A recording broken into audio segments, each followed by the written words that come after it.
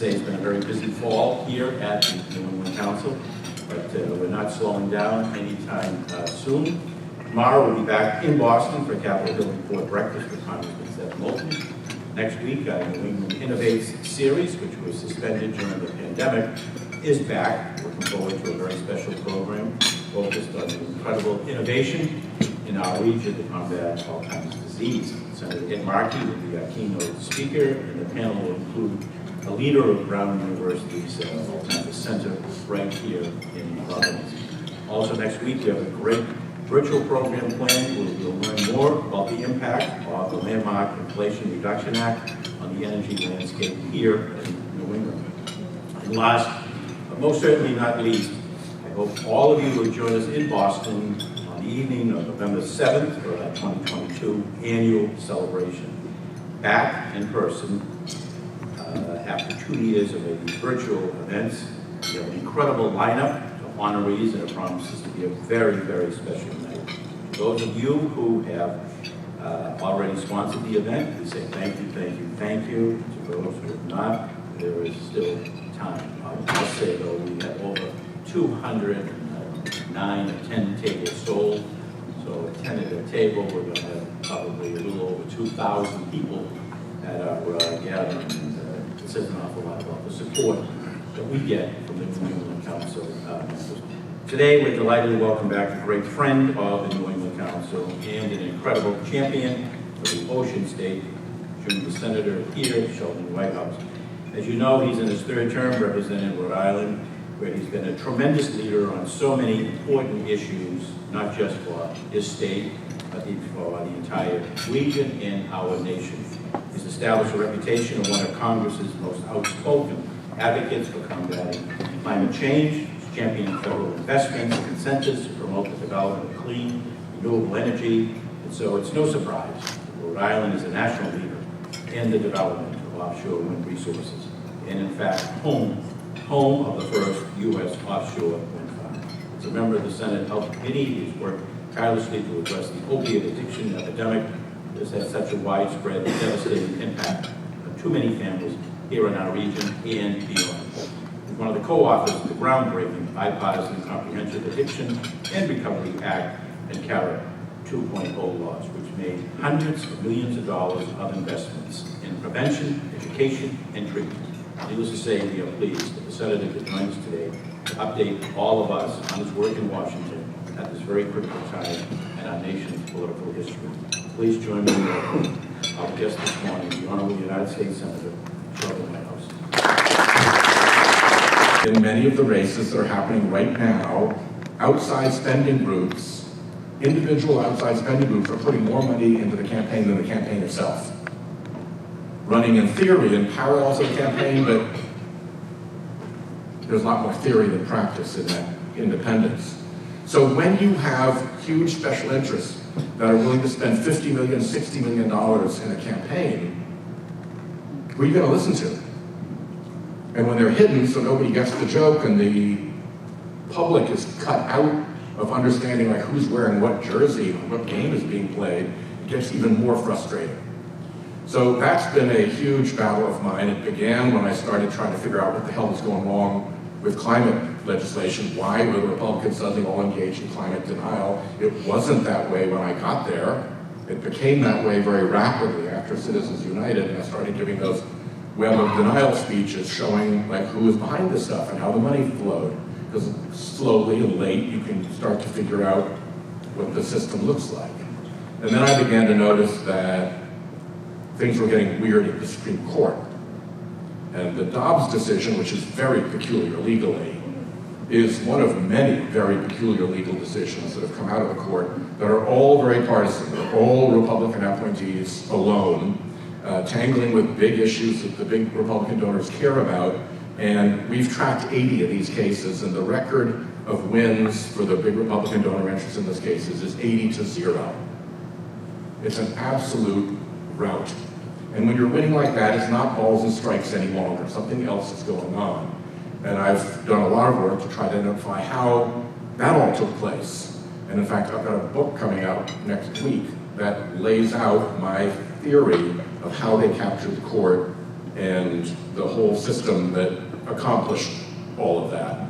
Because it is not normal for a court to behave this way. I've been practicing before the Supreme Court. I've been a lawyer all my life. I focus on appellate law. They're doing things that are peculiar. And the more you know about what proper appellate practice looks like, the more peculiar what they're doing is. So that's my night job, is to try to put the focus on the dark money nonsense, which funds the climate denial, and which has put the court into this highly partisan and captured position. And I think that is critical for our democracy. Just a short family conclusion. My dad went into the Marines in World War II, flew dive bombers in the Pacific, came back, joined the CIA as an agent or operative, switched from there to the Foreign Service, spent his life in the Foreign Service, and closed out under Reagan as the new head of Special Operations Command. He set up Special Operations Command, what they called SOLIC, in the Pentagon. He went back into the DoD at the end of his life. My uncle also went to World War II and flew fighter planes off of a carrier in the Pacific. And he was shot down and killed over an island called Legazpi in the Philippines. So I've got these examples in my family of people who either lived their lives in the service of our country or gave their lives in the service of our country. And the idea that this kind of inside job that is being done on our democracy right now will succeed is sickening to me. It is anathema to me. So I'm far and away the noisiest voice against this. It makes them really mad. I'm up to 36 hostile Wall Street Journal editorial columns in the last 3 years. It comes in pulses. But I'm just not going to give on that because there's too much at stake. There are too many people have given too much to have this democracy be the way it should be, and to have it peeled back by big special interests hiding behind phony front groups is just not acceptable. So I hope that you will forgive me and understand when I go into those wars. I do think it has a huge Rhode Island component to it at the end of the day, but I try to work in both of those spheres, battling against these forces and making sure that we deliver for Rhode Island. And with that, I'm happy to talk about any issue that you would like to bring up. You can stand down and use the mic here. So you'll be going back to session next after November election. You'll have about 3 working weeks. What do you think can get done? Well, the NDAA, the National Defense Bill, is going to get done. Senator Reid and Senator Inhofe are negotiating the details of that right now. They have put down the pens, as a former president of the Senate would know, on the negotiations in the Senate. So we have our Senate side bill, not necessarily released yet, but known to everybody. And then the House has a different bill. And so the negotiations between what the Senate has done and what the House has done is underway with a view to having a quiet, private negotiation that ends up with an NDAA that matches both on the House and Senate. We both pass it, and boom, it goes to the president. Senator Leahy and Senator Shelby very much want to get another appropriations bill done, an omnibus, before we go. They're working hard to do it. I think that that's way more than likely to happen. There's still hiccups that could foul that up, but I do think that that is likely to happen. We've got the remnants of what they call USICA, the Competes bill. We picked the CHIPS part of it and some of the science part of it out and passed that already, but the rest of it is still sitting in the conference committee between the House and the Senate, passed by both bodies, and has very privileged parliamentary status to come out and move. So that's another target that we're looking at, and there's possibly just kind of, strays, end of year wrap up, all of that. We also have a lot of judges we're going to try to confirm, starting with the circuit judges. By the way, very happy with Lara Montecalvo as our new addition to the First Circuit. The First Circuit is the only United States Court of Appeals that has no Trump judge. One of the reasons I'm a friend of Lindsay's, she helped make that happen. You talked about the Supreme Court, and you've been pretty strong in it. I think you're quoted as saying that the legitimacy is in free fall. And then I read something back in 2010 that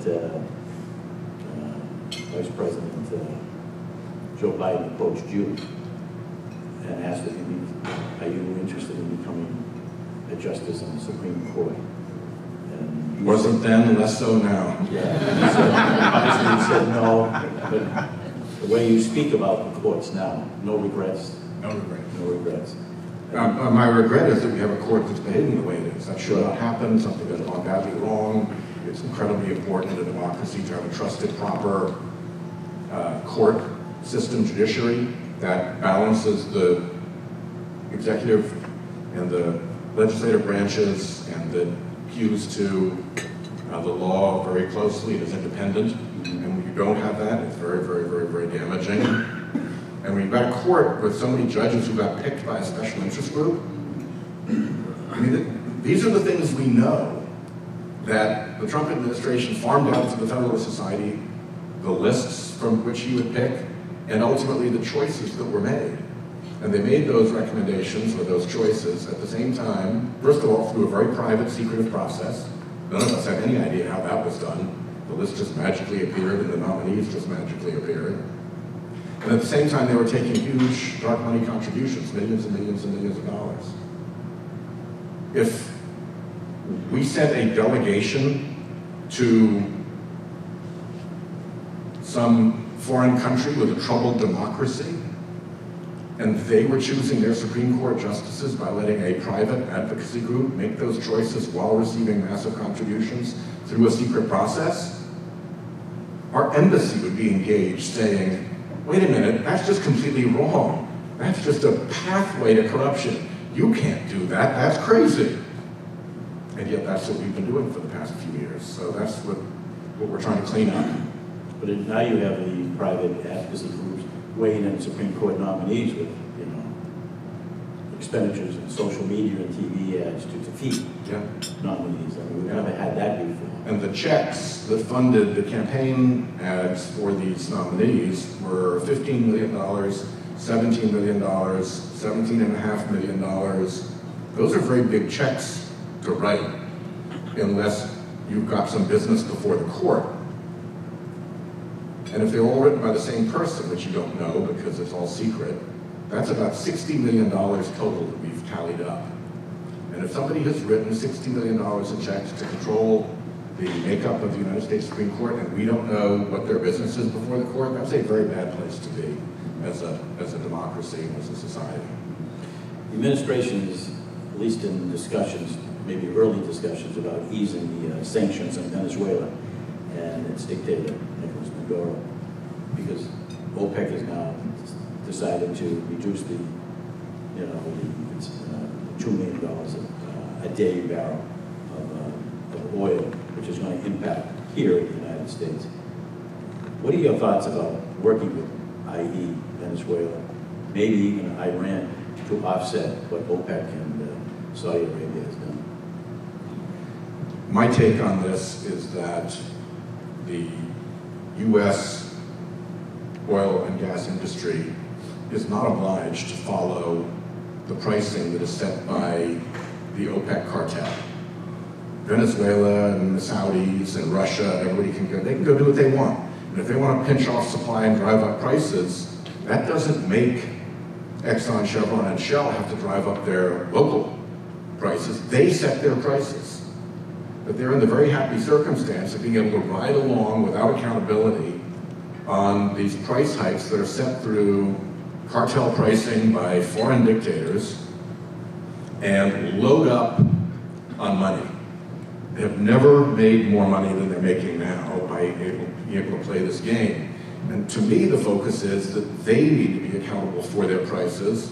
And I've got a bill with Ro Khanna on the House side that if they don't, then we will take a half of their excess profits as measured against historical healthy profits and just turn it back to people in the form of dividend checks.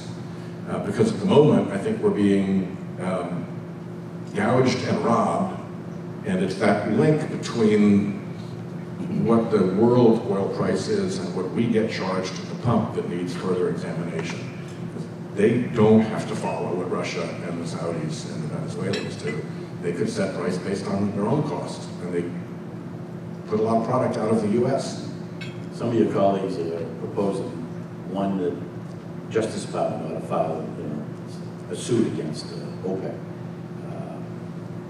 for fixing prices. Others say that we ought to withdraw our troops, send a message to our friends in Saudi Arabia. Well, I've been one of the people in the Senate least impressed by Saudi Arabia. And so I have no hesitation of being much harsher on them than we have been. When they make a decision like this that plays right into the hands of Vladimir Putin, they know perfectly well what is happening in Ukraine. They know perfectly well how the world community has been rallied by Biden to put massive economic pressure on Russia to try to press them to stop the cruelty and the abuse. And they step in to raise Putin's oil prices and raise its revenues. My friend John McCain used to describe Russia as a gas station run by gangsters with an army. So without the gas station, the gangsters don't have much to do, and the army you can't fund. So it's really, really bad behavior by the Saudis to do this right now, and I think they need to pay a very high price for it, setting aside luring American, correspondents into their embassy, murdering him, sawing up his body, and carrying it out. That's not what I would consider to be civilized, normal behavior by people that some of my colleagues consider to be an ally. Is there anything that we can do to increase domestic production? I, frankly, would prefer that we do a lot more to focus on domestic renewable energy production. We need to accelerate the development of the offshore wind off Rhode Island's coast and up and down the Atlantic coast. We need to get ready to do the 30 gigawatts of offshore wind that the president has promised. We need to fix the situation in the Gulf states so that offshore wind has an equal incentive in the Gulf states with offshore oil and gas. We have an enormous amount of construction that's going to be taking place as a result of the Inflation Reduction Act to build new transmission so that big empty places out west that can do lots of wind and solar can get that wind and solar to our cities. I'm 100% in favor of doing that. Obviously, you look at the polls, inflation is number one. Is there anything that Congress can do to address and reduce the inflation rate? And my follow-up question would be, the second part of the question is, Larry Summers, Democratic economist, has said we've spent too much money in the last couple of years, in particular the first bill, the $1.7 trillion that we spent. Too much, too quickly, and that generated, we thought at the time, a spike. It's coming in inflation. And I think he said at the time, you're going to see mortgage rates going from 2.5% to 6-7%, and we are now. Yeah. Your thoughts on looking back, did we spend too much, too quickly? It's hard to know. I remember the 2008 mortgage meltdown, and we were limited in how we responded to that because simply there wasn't the appetite to get near to $1 trillion. And the result was, as many of you will recall, really, really intense pain and suffering in Rhode Island, not just from the people who were 48 and 52, a couple who've lost their jobs, both of them, and now they're sitting in Woonsocket in a office going through job offerings and trying to figure out how they can rebuild their lives. But then the realtors and the bankers and the car dealers and everybody else who came in, the hospitality industry saying, we're dying, we're getting killed, people don't have money, this is a complete catastrophe. That was really painful. We spent more than that this time, and the pain was far, far less, despite the fact that you could actually throw in a pandemic on top of the economic problems. So I'm very hesitant to criticize us having spent too much. I think that a big part of what is happening is pure supply and demand economics.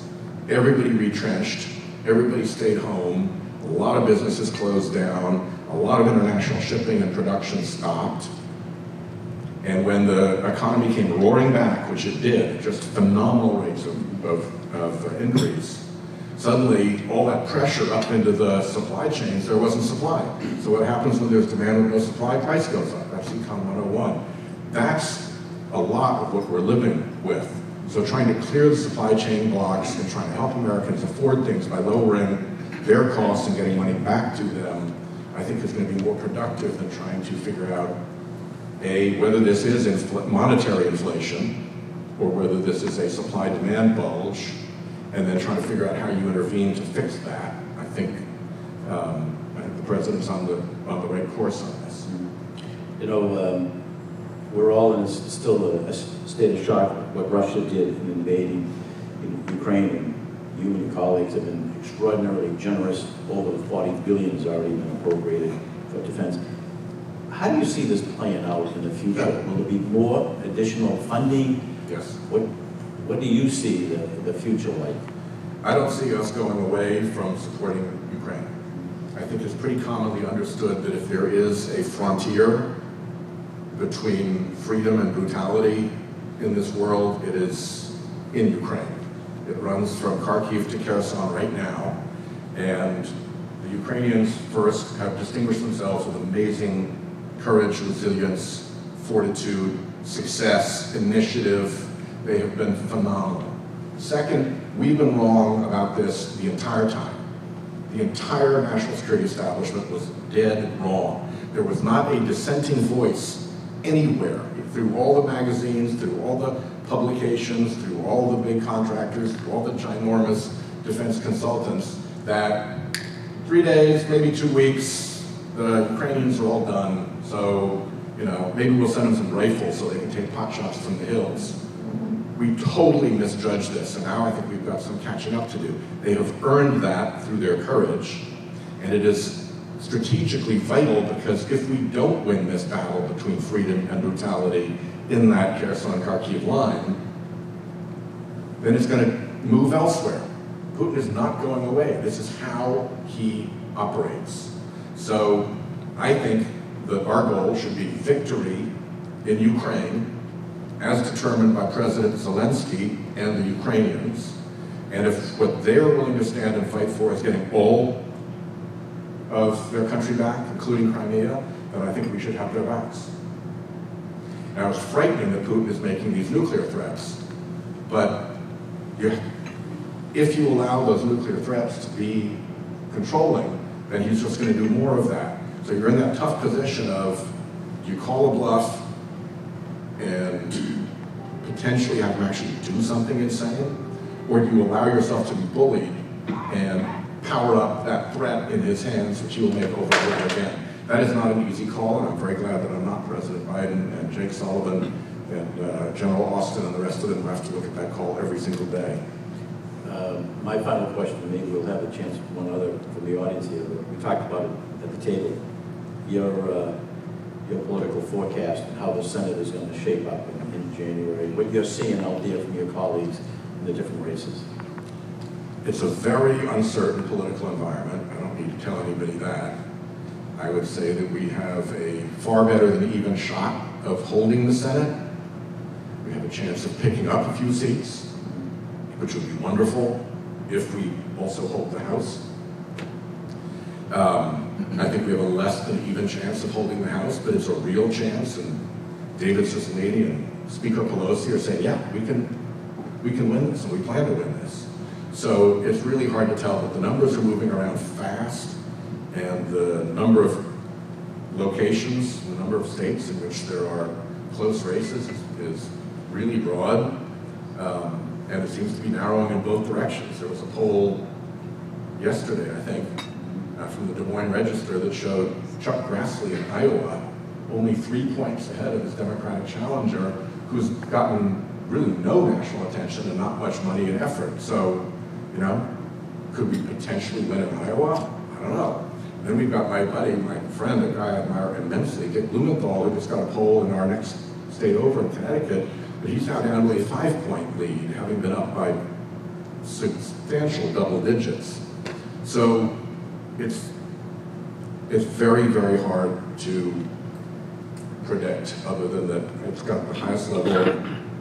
Teresa, what do you think? I think it's the highest level of uncertainty we've seen in our political lives, and the potential swing is huge. We could lose the Senate and lose by 2 or 3 seats, or we could win the Senate and win 3 additional Democrats. It's just impossible to judge right now. But the baseline, let me go back to my earlier point, the baseline is that people are very dissatisfied and anxious about our government. They don't think it listens to them. They don't think it's run on the up and up. And they're very anxious and concerned, and they're considering that really big changes are appropriate. We've never seen polling like this before on, major overhaul of our democratic systems being something that huge American majorities want to see. Usually we've had confidence in our democratic systems. It's been what we brag to the world about. It's like the American system of democracy. So that, I think, is the underlying condition. And I think if we could solve that by getting the damn money out of the politics and getting the hidden masks out of the politics so people see what's going on around them, then I think we get to a much better place. Can you predict the 2nd congressional district? I cannot. I cannot. I can tell you I'm paying a lot more attention to it than I thought I would have to. And we're working very hard to make sure that we win that seat, because everything that Jack and I do in the Senate faces a very grim future in a House with Speaker McCarthy, as opposed to, Pelosi and the Democrats in the House are mad enough at us over Joe Manchin and, the Senate controlling so much stuff, all of that already. But we've been very successful working with them, and we will not be with Speaker McCarthy. Good time maybe for one gentleman in the back. Someone here.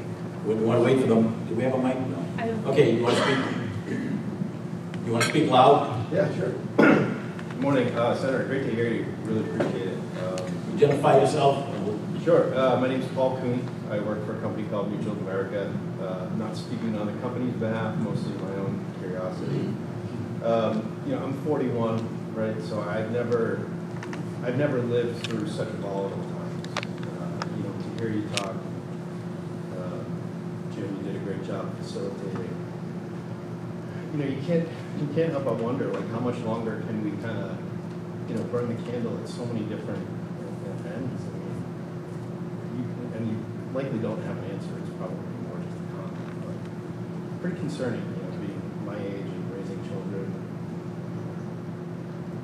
being a citizen. Just the fact that you have to feel that way and ask that question and make that point tells a very big story.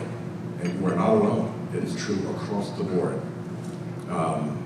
So, again, I think we can focus on different issues. I think it's important to protect Social Security and expand Medicare, and make sure there's lots of infrastructure money, and fix pharmaceutical pricing. And, we can go through a litany of issues where we've actually had a lot of success. But I don't think those solve the underlying problem that we are fighting uphill battles in a lot of those places and having to rely on exclusively democratic procedural stunts like using reconciliation to get them done instead of using regular order and doing them in a bipartisan fashion. And it's because of this underlying, I call it rot in our democracy. And the rot in our democracy, I think, is unlimited anonymous money. That never existed before. Forget our lifetimes. You have to go back like before Teddy Roosevelt into that heavily corrupt, muckrakers era that he cleaned up to find anything remotely similar. And we just have been snuck up on by this and haven't protected ourselves. And I think that's our first order of business. Every one of those issues and the temperature of the country and this feeling that you just enunciated that so many people share, I think all of that gets better once people believe that democracy is responsive to them and that you don't have to be in a state of fury and outrage because you're not being listened to. You get listened to when people aren't listening to people who are writing $50 million checks from behind fake companies. One guy just got $1.6 billion to to play in politics into what they call a 501c4, one of these voting front groups. He's got a whole web of them, so he can move the money around like a shell under like 20 peas, and it'll pop up in all these different races. That's not how America should work. It's got to stop. You had your hand up, sir? Yes. And then the young lady in the back. Senator, thank you very much for all the tremendous work that you do. Marcus Mitchell. Yes, sir. Wanted to ask a question about your day job. Yeah. Rhode Island, the ocean state, 400 miles of coastline, sea level rise. Yep. You could give some insights to the planning around the potential impact to Yeah. coastal communities. So this is actually a yay Rhode Island story, because our mapping for sea level rise is the best in the country. Grover Fugate and our Coastal Resources Management Commission realized that FEMA maps were wrong. They were internally inconsistent. A lot of credit to URI for a lot of the basic work behind what CRMC found. So they did their own mapping, and we've got the best mapping. You can plug in a coastal address to the street and the house number and get predictions for when it's going to be flooded and what you need to do if you're trying to buy that house by way of having to lift it up and prepare for that future. If you don't believe me, go down to the Ocean Mist in Matunic, which has the ocean washing under it. It's held up on pilings now. And look at the pictures they have there of the beach that went out 100 yards and had volleyball nets and people, lying in the sun on towels 40 years ago. And it's all gone, and it's coming at us fast. And what's going to happen, for those of you who are in the financial world, is that the bad news doesn't come when the water hits your doorstep. The bad news comes when the predictions about when that water hits your doorstep fall into the 30-year mortgage window. Because if you've got a house that is going to be literally underwater in 25 years,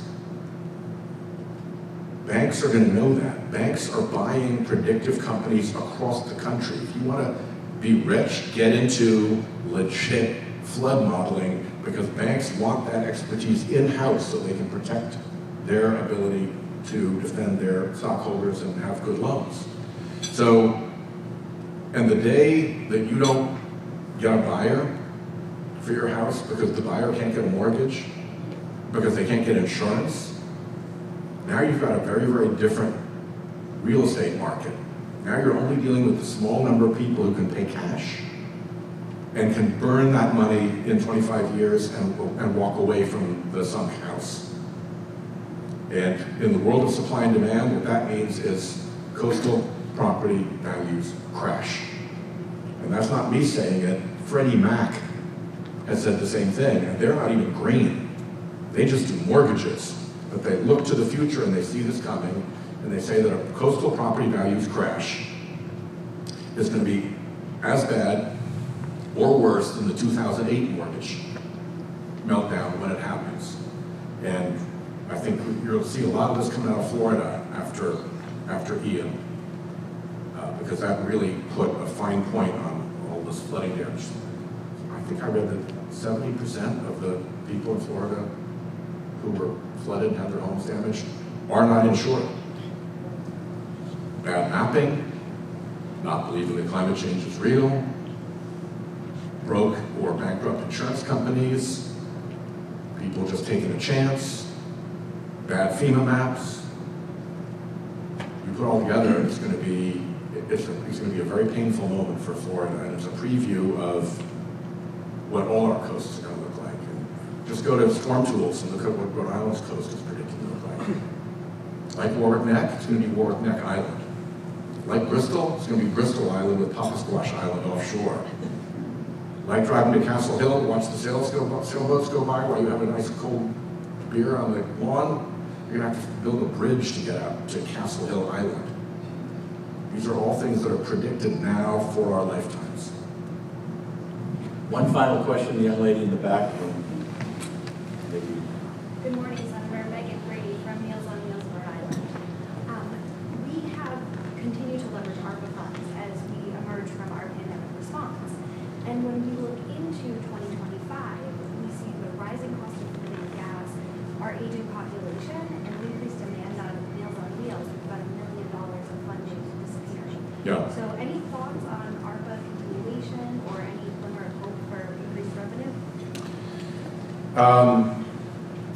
It's going to be difficult because we've run into this already when we tried to do a great deal of this in Build Back Better. If there is a place where we might be able to salvage a all Democrats deal, if we're willing to go back and do a reconciliation after Christmas, let's say, it would probably be with respect to the child and elder care support, whether through tax credit or through additional funding. There are just an awful lot of people who are stuck for childcare. It's really hard to find people who are willing to do that work. Head Start is screaming for people to come in and pay, but we don't give them enough money to have them pay, to pay them salaries that they need. And I think that the workforce issue that we're seeing is, in many instances, related to the home care issue. That people won't sign up for a job where they don't know that they can get home to their kids if they absolutely need to, and they can't take that chance because they don't have home care or child care that they can trust and be sure about. So I think if we solve that problem, it helps kind of cascade in a positive way through some of the other issues that we're seeing, primarily the hiring workforce issue. I think that's the likeliest thing to happen. There's always attempts to redo the restaurant credit for the ones that got cut off. You know, the restaurant down the street got its application in on time, got money. You were 3 days later, you didn't. That seems pretty unfair. How do we fix that? But I think it's the child care and home care, elder care that's going to be the likeliest area for a big additional boost. Mary McGuire, and that's it. Last question. Senator Whitehouse, thanks so much for your remarks this morning and for spending time with us. Mary McGuire from AAA, good to see you. Good to see you. So, kind of a double question. There are almost 280 people running for elective office in this election, this midterm election, who are avowed election deniers. And also, how do you explain the unprecedented access of an election denier like Ginny Thomas to the White House Chief of Staff, et cetera? How does something like this happen? How does something like all the election denial happen? I think that a number of things converged. First, people very upset and feeling very overlooked, particularly rural voters. And a very, very strong and powerful propaganda machine, not just in the form of Fox News, but in the form of that horrible, foul creature who runs InfoWars, who, thank God, just got hit with a $1 billion judgment for lying about the murders of the children at Sandy Hook being a fraud. So, you know, you've got a population that is anxious and feels left out. You've got the most robust propaganda system America's ever seen, just laying out all this nonsense. And then at the top of the party, you've got a person who has no real limits. There's no kind of point of conscience where Trump says, okay, that's enough. You know, this Herschel Walker guy's getting a little too weird for me. No, they go all in on everything all the time. And then if you are a party that is heavily dependent on these enormous anonymous contributions, then a very small number of billionaires can sway you. The Ulines, the Kochs, fossil fuel guys, the Mercers. You put a very small group of people together, and they dictate whether the party gets, pick your number, $400 million for elections, $600 million for elections, $1 billion for elections. And so you put all those four things together now. I can't prove that last one, but there's sure a lot of signs of it. And you have a situation in which it's easy for those ideas to flow. They live on resentment. And I think comparisons to 1930s Germany are not, I don't think we end up going there, but that degree of popular discontent, economic pressure, nonstop propaganda, a leader without boundaries, there are times in the past when it has not ended well, and we need to work together to make sure that it ends well for this country. Well, with that upbeat assessment, I want to thank the senator, I want to thank Jim, and I want to thank all of you for being here.